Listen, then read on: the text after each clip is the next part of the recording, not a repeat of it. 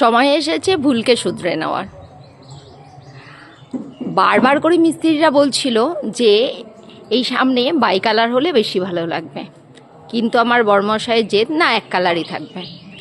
যখন ওপরের এই ব্যালকনির ডিজাইনটা বাই কালার হয় তখন তো মাথা ঘুরে গেছে দেখে যে না বাই কালারই ভালো লাগছে। আর মিস্ত্রিরা কিন্তু প্রথম দিন থেকে বলে যাচ্ছিল যে বাই কালার করে নেওয়া হোক, তাহলে দেখতে বেশি ভালো লাগবে।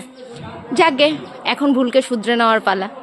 আর সেই তৈরি করা পুরো কমপ্লিট হওয়া রঙটাকে আবার বাই কালার করা হচ্ছে। এই দেখো সিঁড়িঘরের এইটা দেখলে বুঝতে পারবে যে এরকম করা হয়েছিল প্রথমে, আর এই দিকটাও এখনও পুরোটা করা হয়নি, এইটুকু মাত্র করা হয়েছে বাই কালার। আচ্ছা তোমরাই বলো তো বাই কালারে বেশি ভালো লাগছে কিনা।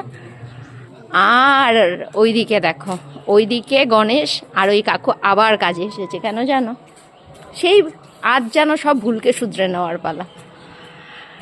এই যে পাঁচিলে আবার ফাটল দেখা গিয়েছিল, এই যে প্রাইমার করার পরে মাটির টানে বোধহয় পাঁচিলটা ফেটে গেছিল, ওইদিকেও কিছুটা ফাটল দেখা গিয়েছিল, তাই ওরা দুজনে মিলে ওইদিকে কাজ করছে।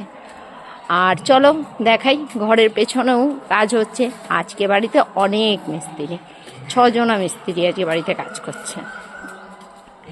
এই দিকে হচ্ছে এই যে পেছনে রং, পেছনে 2 কোট রং কমপ্লিট হয়ে গেল আজকে, এখনও ডেটোটা বাকি আছে।